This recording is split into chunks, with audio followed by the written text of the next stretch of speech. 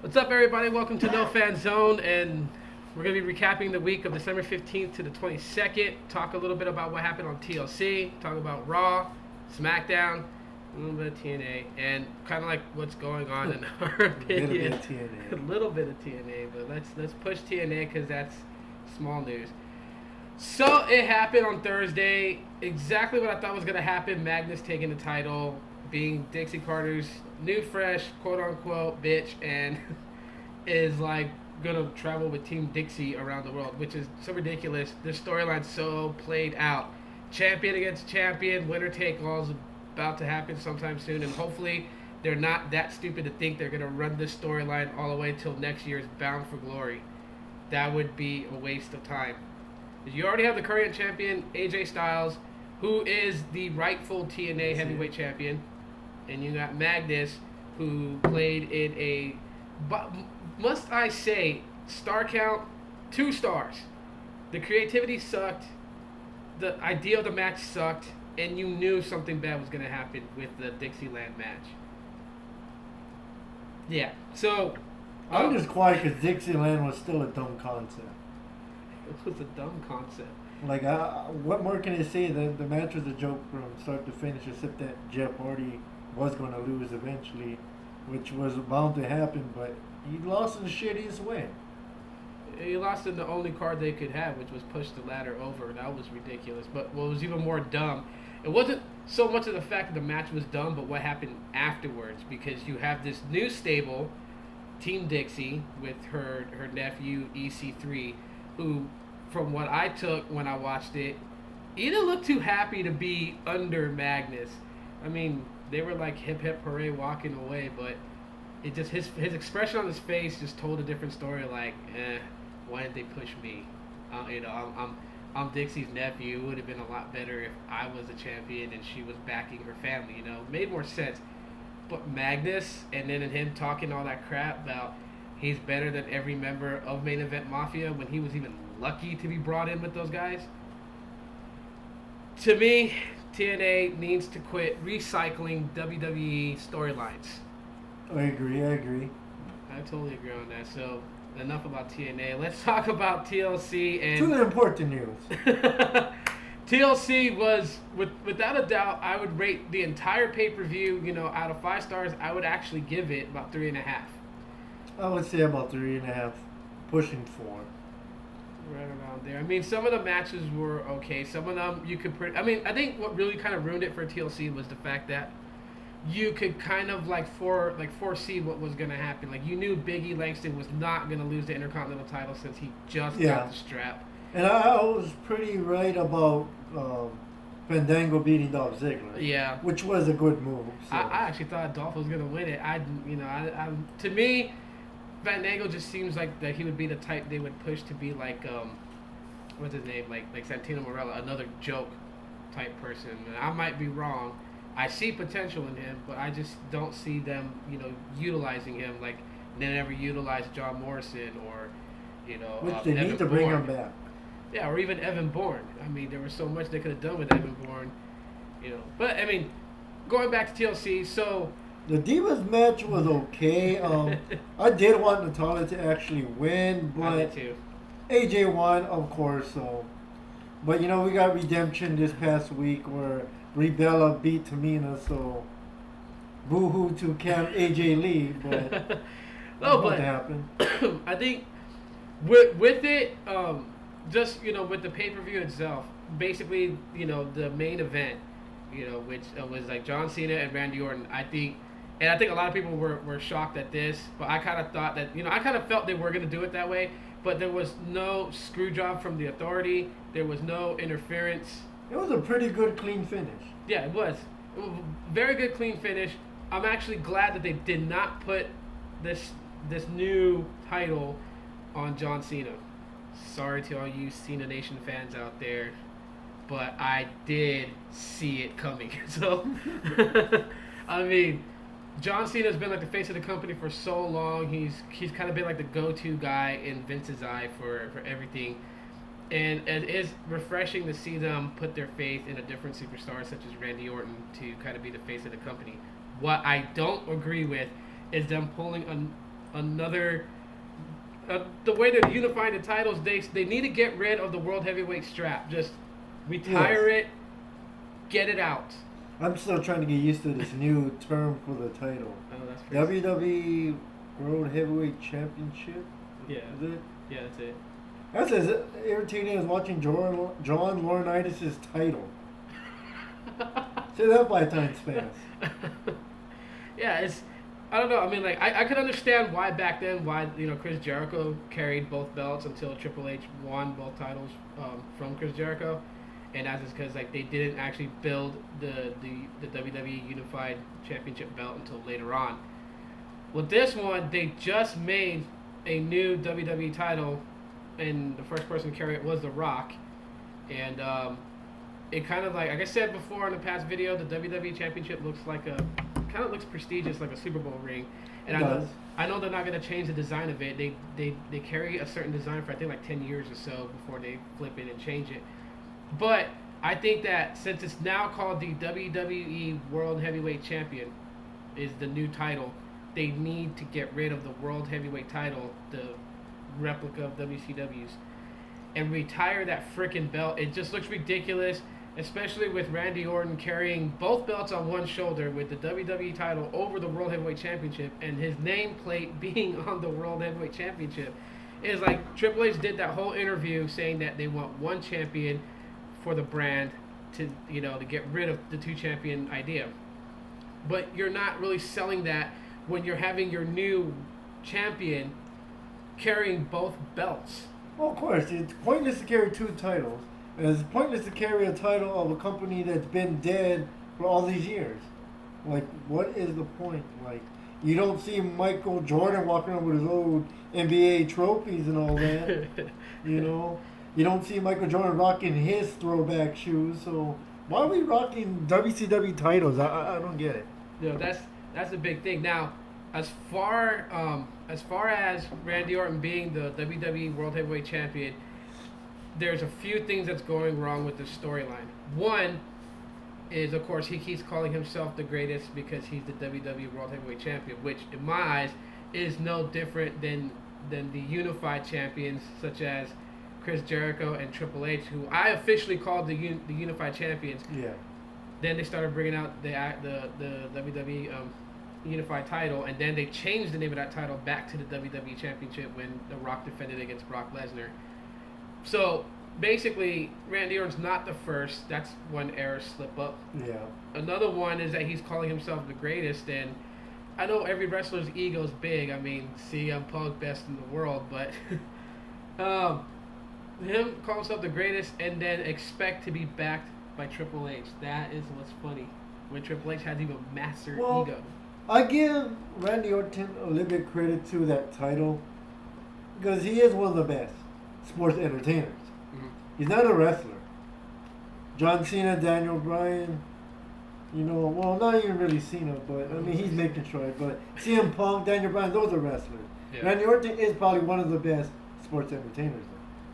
Yeah, he is, but I mean that's for a lot of people out there, I think what Triple H is doing, he's changing this whole idea because a lot of it rides on Triple H's shoulders, and I don't think a lot of people really kind of sit back and think about it. But he has to redevelop WWE for the future since, of course, the Attitude Era is gone, and you don't have your go-to guy, which is The Undertaker, to pick it up anymore. The Undertaker's just like pretty much going to retire. Well, not even just The Undertaker. Like, almost all the old guys are pretty much done. Jericho's only going to have like a couple more year run. Shawn Michaels is done. Yeah. Undertaker is done. Triple H is pretty much over. Kane only got maybe a couple more years left at the best.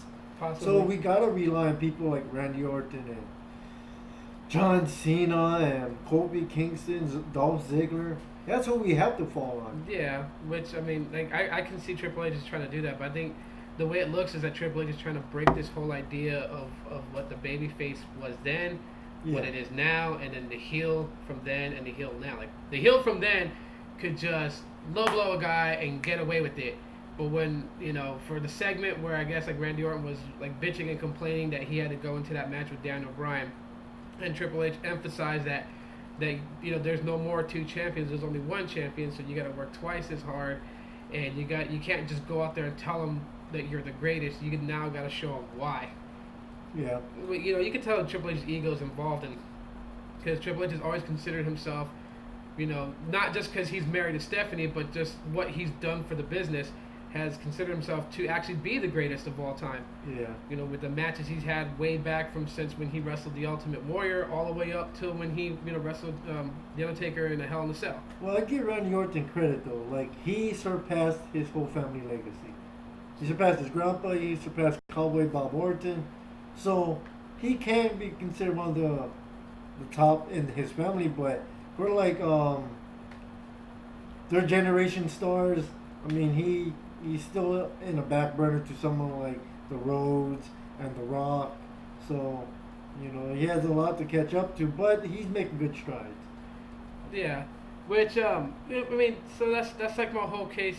The case in point is that they need to get rid of that World Heavyweight title. They need to get rid of the United States Championship. Like merge it with the Intercontinental title, and let's bring down. Because what I feel is the less titles you have, the more that the wrestlers or superstars, whichever side of the pillar they're on, will actually fight for those titles, because everyone knows that when you become WWE champion, Intercontinental champion, whatever champion you are, your pay goes up a notch from everybody else's. True. You get paid more because you're going to be doing more promos. You're now, one of the, if not the face, but one of the faces of the company.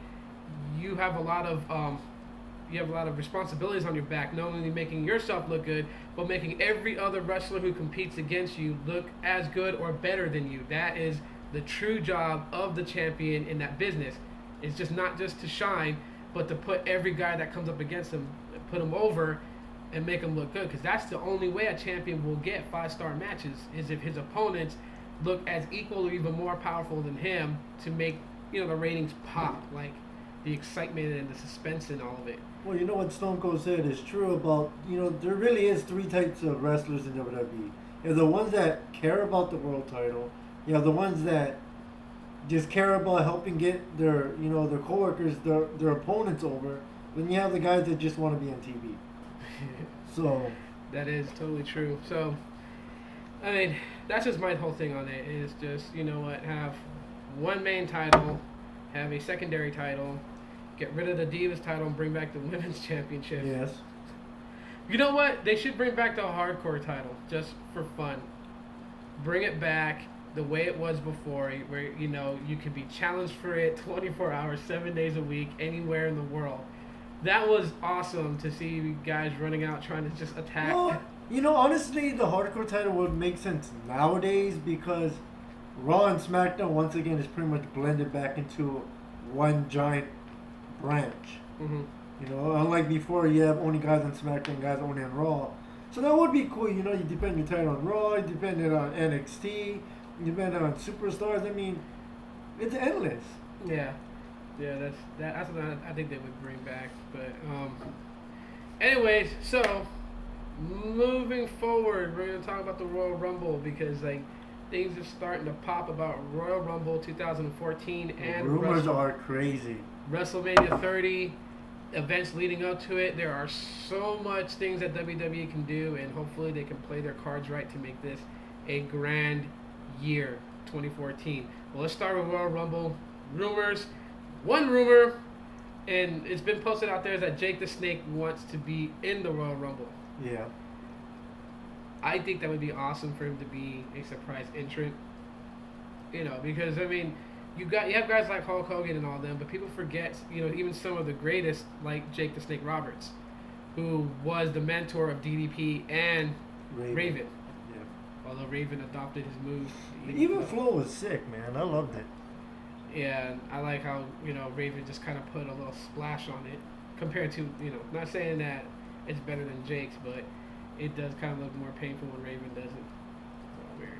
So yeah, as far as the rumors, Jake the Snake is supposed to make an appearance. Rumors are DDP, Goldberg, Bautista. I'm actually looking forward to Bautista. Yeah. Hulk Hogan. Man, that picture you showed me Brother. earlier about him posting a picture with him with the world title, that was awesome. Yeah. Can Hogan be any more obvious that he's making his return back to WWE? Yeah, besides the fact that people go into different websites like Bleacher Report or Cage Side or whatever, Hulk Hogan's just been all over the internet and just dropping little hints. And like one picture where he kind of like has that cocky smile and he's holding a replica WWE title, the new one, and he just has that look where when you look at him, it's like, is he or isn't he? And I think yes, for Hulk Hogan to be a part of it would be great, especially the rumors and talks of him leading into WrestleMania 30. Not sure if tag teaming with John Cena would be a great idea, but just him being a part of WrestleMania 30. Oh, don't forget, Jericho, they said, might also return. Yeah, Jericho did send out a tweet and did. He might be in Houston, so. Yeah, leave it to Jericho. But Jericho likes to come back in fashion too, because his main entrance to the ring just spawns surprise. Lights kill, and then he walks out and sticks his arms out. Well, I was happy when he returned the last time, but it would just piss me off like for weeks. He'd come down, want to talk, and then he leaves. I'm like, what the hell is this shit? I thought it was funny when he finally like unveiled why he was doing it. And he was like telling people that it was so easy to get them to play with him, and he was still a heel when everyone was cheering for him, trying to hoping that he was a babyface. But it wasn't too long until he became a babyface after that. He plays a good babyface, but he's a good heel too. Yeah, that's what I like about Jericho, and that's there's so many there are not a lot of wrestlers that can do that good. Like CM Punk, he's one of my favorites, and he can do it both ways. He can be a babyface. We didn't know. Yeah, babyface or heel. I like him when he's a heel because everyone hates the shit out of him. He says things that are so damn true that are wrong with society, and people boo him, but he's got a point. Well, that's the only thing I sometimes get irritated about the universe is when these guys drop like, pretty much drop a shoot about how things are, and they like kind of booing them for it. Mm-hmm. It's like, why? It's the truth. Like when Joey Styles dropped the whole pipe bomb about WWE when he walked out when they had the relaunch of ECW. Oh yeah. People were booing him, but it's true. Vince has a big ego. He made fun of God on a pay-per-view, which was retarded. People still booed Joey Styles for that. Yeah. I mean that's just the whole genius of Vince though. Like he can have people just pulled into this product. But so anyhow, even going on even with more rumors besides Chris Jericho, another one is that Brock Lesnar, might either at the Royal Rumble or after, but most people are thinking that for the Royal Rumble. So what I got here is a list, and these are what these are just what people are saying, high being that it's a great chance they're going to be there, medium and low. So as far as for Jake the Snake, the rumors pretty much put out as a medium low is the overall likeness of an appearance. Sheamus is a high because he's coming back from an injury. I forgot about that. Yeah, Sheamus has been out for a while for his shoulder, but most likely a high, but we don't know if he's coming back as a heel or a face. If he's been a baby face for a while, I think he might flip heel. Christian to come back is also a high. Evan Bourne is a medium low. John Morrison is a medium just because rumors are that he isn't in current talks with WWE at this time, but nothing has been like ironclad and confirmed. It's still in negotiations. It's still up in the air. Billy Gunn is a high medium to be an appearance at the Royal Rumble as well as Road Dogg. Batista is a medium. He's still in current talks with WWE, even though information about him had leaked about him actually making a return to WWE, which, these days, if Apple can't keep their stuff a secret, I don't even think WWE can keep anything a secret. And, of course, Brock Lesnar is a medium low. The Undertaker is a low, and the reason why is because his contract with WWE is a once-a-year thing, WrestleMania. And that's only if he chooses to do a WrestleMania. He may not want to do a WrestleMania, so you won't get a streak match. Yeah, didn't you read a rumor that they might not have a Undertaker appearance this year? Yeah, I read that. Then again, WrestleMania 30 is around the corner, so Goldberg is a low. And this is what actually shocked me. We were talking about this earlier, but Sting is a medium to actually being at the Royal Rumble. And to answer things on that, if people were wondering why would Sting show up and anything like that, here's an idea. And if WWE does it, I will not ask them for money because I really actually do want to see this match. But if Sting shows up at the Royal Rumble, they could push a storyline. The Sting shows, The Undertaker shows, and people will have the match that they want to see: Sting versus The Undertaker. I mean, I do want to see it, but I think if those two have a match, the build up to the storyline should be more than 2 months. I mean, they're really good professionals where they can make it work like how he did with Triple H. But I think that they should have started maybe dropping tidbits here and there now, and then try to work on it. I don't know. I just think those two guys deserve more of a storyline than make it seem rushed. If they were in their prime, I could understand why they would if they were to do this storyline, I would understand why they wouldn't do anything about it and start with the Royal Rumble and work its way towards WrestleMania. And that's just because Sting himself needs to retire from TNA, and TNA needs to let their own stars run, push the show instead of this guy. But Sting is ready to retire. I mean, he knows that he's beyond his prime. He knows that his glory days when he fought the NWO was one of his highlight moments of his career. You'll never replicate, that Sting and that era again. But people do want to see him against The Undertaker, and if they did fight at WrestleMania, I don't think it would be a negative thing for Sting to lose to The Undertaker, just because The Undertaker has a streak that he's upholding, and that's really what his legacy is left behind, undefeated at WrestleMania. Sting doesn't have that kind of legacy behind. He just has the legacy of what he does, which is he goes against corrupt, he goes against bad, and I don't think it would be really an insult for The Undertaker to lose to Sting, actually, Of anybody that could, that The Undertaker could lose to, it wouldn't be that bad for him to lose to Sting, though. Well, yeah. I mean, the outweigh of everything, Undertaker's been WWE's franchise for the longest time. He's been there. He's never went anywhere else. Once he walked in through those doors, he stayed, through the good and the bad. Same for Sting. Even though the company he was with went down, he still didn't step into the WWE afterwards. He went on to help the Jarretts with TNA. But yeah, even though TNA was still not sure for how many years if they was going to go under or not. And he still stuck by too. So yeah, so these are two of the most loyal and best of all time, I would say, to go at it. And where they come from is actually kind of a thing. Because I mean, I remember when I watched Shawn Michaels face The Undertaker, how Shawn descended from what he called heaven, and The Undertaker rose from hell. That would have looked better if Sting did it, because Sting's new character is, he's adapting to, the Crow. So, he's supposed to come back and take vengeance on people. And anyone who's ever followed the movie The Crow knows that the Crow is an archangel. So, technically would be an angel. So Sting would be the angel. Of course, The Undertaker would be, the demon from Death Valley. The makings could be beyond anything for WrestleMania 30 for them to push this storyline. But well, the two other key factors, I don't know, this is my opinion, but if it does happen, two other important elements have to play into his match. Jim Ross needs to call the match, and I think they need to bring back Earl Hebner. Yeah, they do.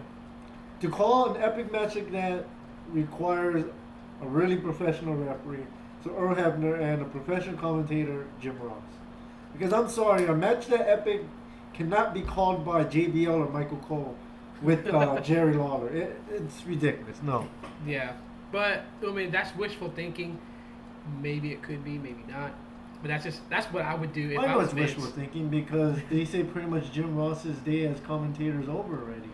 Yeah, you see less and less of him unless you go to Oklahoma and he actually pops in his restaurant. His barbecue sauce is awesome. I've eaten at his restaurant. It's amazing. Norman, Oklahoma. But so besides Sting and everything else, WrestleMania 30. Already we know Who was it that was being inducted in? No, I forgot. well, there's rumors also about the Hall of Fame, like China coming back and inducting DX as an entity, as a group. So That's one of them. I know. Well, the Ultimate Warrior. honestly, we were though, talking about that one. I was reading like a couple sites about the DX thing. I think if they're gonna do DX, they need to induct everybody, like Rick Rude included. Well, it's Yeah, he was one of the key members of DX. You know? kind of well. It would make sense because he was part of DX. It's kind of hard when I don't know if you remember way back in the day, the same night. Oh, he showed up on Raw and Nitro. Yeah, well, Because Raw was taped. Raw was taped, so that was like kind of like I remember that night. yeah, and you know how Vince is. Then for a long time, he's had this grudge with Bret Hart, and Bret Hart The had this Ultimate grudge with Warrior. him. Yeah, and Ultimate Warrior too. You know, and it took this long, and it's kind of weird because after Bret Hart and Vince buried the hatchet, now Vince and the Ultimate Warrior has buried the hatchet. The Warrior being on 2K14, the game, and you know, just now an appearance, and that's another one that they're saying that he's going to appear in the Royal Rumble. That is going to be hard to stomach. No offense to, I was a huge, well, still am a huge Ultimate Warrior fan of his early days, but nowadays he's just so small and shrunk. Well, it's not only that, like the guy, the era he came in compared to now, like the guys are stronger and faster and quicker. Yeah. And you see how big the setup is for all these pay-per-views. He's gonna die before he hits the ring. If he runs to it. But that's just always been his signature MO. You would hear his music, and boom, he comes running down the aisle, and he gets on the ropes, starts shaking the ropes, and Although that, with all these rumors popping up, that would be a great showdown. Bautista, Ultimate Warrior. Who can shake the ropes the best? No, but honestly, like, because, they have all these jokes about, like, because Goldberg might show up, him beating the crap out of Ryback, and, RVD going against Ryback because of his outfits. I mean, there's all these similarities, yeah, but I mean, like, okay, first off, if RVD wanted to go up against Ryback because of the outfit, I mean, RVD came back not that long ago. That would have probably been, like, one of the first things he would have done was did a story with Ryback and went after him instead of going after Del Rio and the World Heavyweight title. Yeah, so, I mean, I don't know. I think at WrestleMania 13, we could say it's the return of the big oily men because you got Hogan, Warrior, if Batista comes back, of course, Brock Lesnar will make an appearance at WrestleMania. And if they can somehow get Goldberg in there, that's just the big oily man. Well, okay, the thing that also, because, like you said, a lot of these are just rumors, but if Macho Man and maybe the Ultimate Warrior or both is going to be in the Hall of Fame, who's inducting who? Because it would make sense for Hogan to induct Macho Man, but I don't think there's anyone really that could induct the Ultimate Warrior. How many people like him? No. The Warriors can induct him. Hey, God. his earlier promos were hilarious when he would crash down the planes from the heavens. Well, see, that's why a lot of these rumors that are happening, a lot of it could make sense because how it could fall in place. Because, with the rumor of Sting showing up, Sting could induct Ultimate Warrior. That is true too. Sting could because they did run together as a tag team. For those who didn't know, as with the Blade Runners. Stuff like that. Well, then again, the Gobbledygooker could induct Ultimate Warrior because they speak the same language. So, I mean, But I mean, and then, the Warrior can get inducted 3 times. He can be inducted as the Warrior, the Ultimate Warrior, and the Dingo Warrior. Oh, God. Hey, if they're going to do it for Mick Foley and induct all 3 of his personalities, might as well induct all, oh, the 4th one, Jim Hellwig. Yeah, but... most of Ultimate Warrior Jim Hellwig's, personas wasn't that great. Now, Dude Love is cool. Cactus Jack was a shit. Mankind is cool. And bestseller Mick Foley. I mean, you got the Dingo Warrior, which no one gives a shit because Sting trumped him. No one cares about the Ultimate Warrior anymore because Vince buried him. What the hell is a Dingo Warrior? Why would you name yourself the Warrior? Like, I don't know. That dude's retarded. Yeah, well, I don't know. I do know that, like, for a while in the independent circuit, he was actually doing pretty good. Yeah, his debut, not debut, his return, I believe, was in Puerto Rico. It was a pretty good match, though. But it's just not the same, he has no muscles, he's bald, actually old. He went up against Elijah Burke. Well, yeah. AKA, what was his fruity name in TNA again? I don't remember. The Pope? No, not the Pope. No. He played the bisexual character. Orlando Jordan? Yeah. Yeah. You know, so I don't know. I mean, Vince buries a lot of characters, but Ultimate Warrior did a lot of stuff on his own. I don't know, but I mean, considering the fact of the Royal Rumble, and then the other rumor to the Royal Rumble, the fact is that it's not going to be a 40-man like in 2011. I Thank think. God. Well, no, I kind of like the 40-man because it just had more to it. The more, the merrier. I mean, especially imagine now. I mean, I know he could still do it, but just imagine if Stone Cold was the #1 entrant in that Royal Rumble and won the Royal Rumble, being the #1 man in and surviving 39 other guys. I wouldn't mind them bringing back one of those gimmick battle royals and bring back like a lot of these guys from back in the day, except for the Shockmaster. Don't bring him back. I don't know, but I did see on Google Plus, and I want to say this: wishful thinking, but you will not get Edge at this year's Royal Rumble coming up. Edge cannot come back. I mean, if people don't believe about his injury is real. He was not going to vacate the World Heavyweight title after defeating Del Rio for it. That was real. He did pour his heart out. He did tell the truth. The only guy that actually retired and was full of crap, obviously, was Ric Flair. Edge, I believe Edge is really done. I believe Shawn Michaels is really done. Yeah, they are, but I mean, like for Shawn, it was more, besides the fact that he ran his time, but also, Shawn is not one of those people that, like, nowadays he's not the type of person to be about himself. Which is funny because I just noticed, like, when you think about it and you go through all these YouTube videos and stuff, it seems like every member of the clique has, like, reversed their idea of being selfish and is now being giving. You got Kevin Nash, who walked out on TNA because he didn't want to do things the way Hogan and Bischoff did, storyline-wise.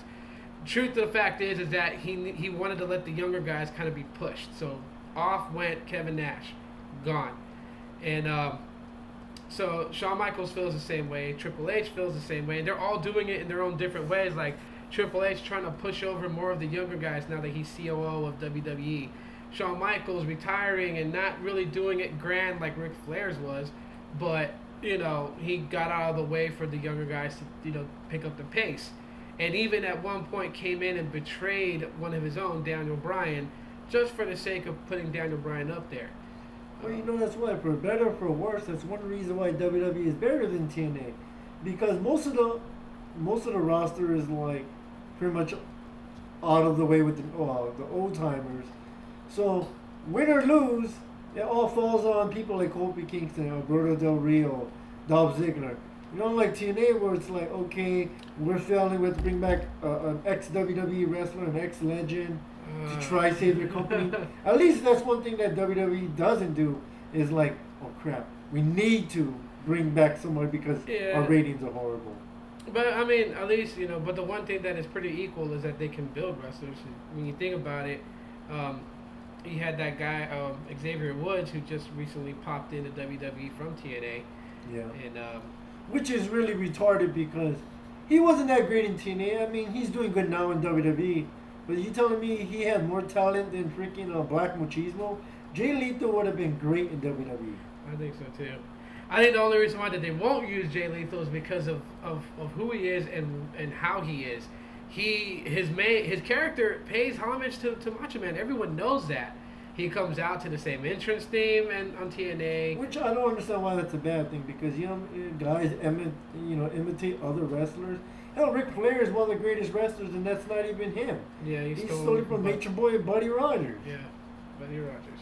Like, it's one thing to steal someone's name, but you stole his look, his image, his gimmick. I mean, like, who is Ric Flair no more, He's just Rick.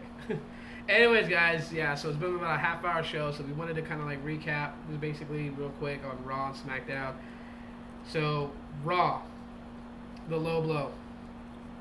That was an uncalled for ending, because that match was really good. It really was. It was a good match. Until that chicken shit moved. But overall, Raw, out of 5 stars, I give it about a 4. It was pretty decent.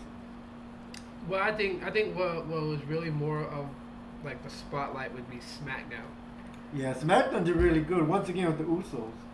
the Usos, but more of what I go for is like okay, like this is kind of like it's a good and a bad. It's a good because it kind of like opens different roads for where each wrestler storyline can go, but it's bad because you get confused really quick. So you have Bryan who faced Randy Orton, so you possibly think that because of that low blow, it's going to open a new or refuel the fire between Randy Orton and Daniel Bryan, but not really when on SmackDown, Daniel Bryan gets attacked by the Wyatts again, who abducted him once. Yeah, no, because on Raw he has beef with Randy Orton, but on SmackDown he has beef with the Wyatts. I mean, and if that's how Triple H is doing things, where there's storylines for Raw, storylines for SmackDown, but the superstars are on each show, that's just going to be confusing half the time. But no, for a lot of you guys out there who think that Daniel Bryan would make a good member of the Wyatt family and be the sacrificial goat for them, Here we go again. I will not let that go because that was like, it was funny as hell when he tagged with The Undertaker and Kane and they were calling him the sacrificial goat. That was just, to me, that sticks with Daniel Bryan. All the way throughout his whole career, I will always think of him of the sacrificial goat. But, yeah, these storyline cases are weird. And then you had, was it John Cena and CM Punk taking on the Shield. And quite interesting what you were talking about earlier, where people, like who they think will be most successful out of the Shield. And it's funny because we both say Roman Reigns. Yeah. I believe Roman Reigns can do it. Well, they're saying it's Seth Rollins.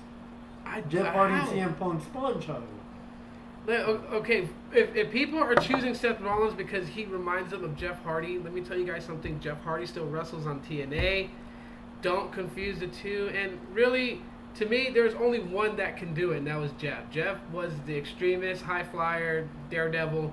That's it.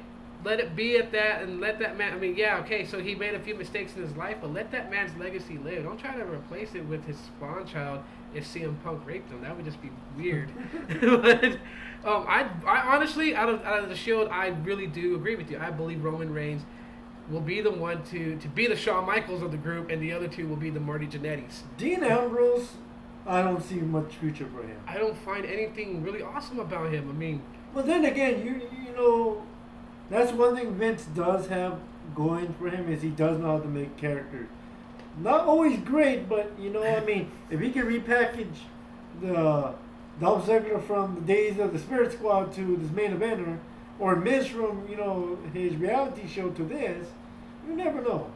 I think, to me personally, I just think that Dean Ambrose reminds me of a younger Bob Backlund in a security outfit. It's just to me. Kind of. I mean, Bob Backlund was awesome as a technical wrestler, but I mean, the look that he had was like Jimmy from 1960s, and not. Well, okay, we know a lot Jimmy. about Seth Rollins, and we know a lot about Roman Reigns. What the hell is Dean Ambrose finishing move? I don't even know much about this guy. That's how much I don't like him. Oh man, it's I don't even know what it's called. It's like trying to explain to me I the seen it Dixieland once. match. I seen it once. I'm just trying to like how you would describe it, because it just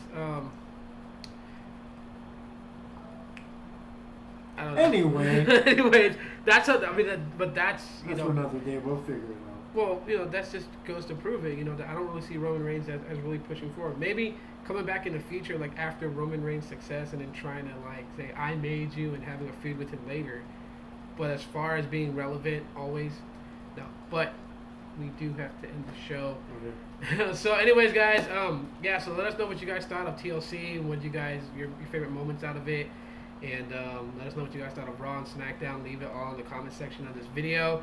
As always, no fan zone. Don't forget to, if you guys like this video, give us a thumbs up. Helps us out. And if you guys have not, go ahead and hit the subscribe button somewhere down there.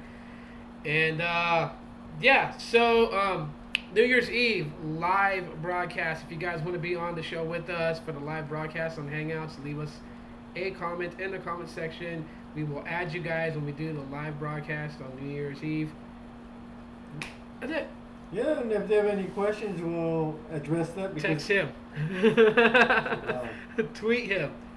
Tweet, text, email, whatever. I don't know. I'll put his Twitter in the description of this video. Leave me alone. Ask him. He'll tell you. All right, guys. Thanks for watching. We'll see you guys next time.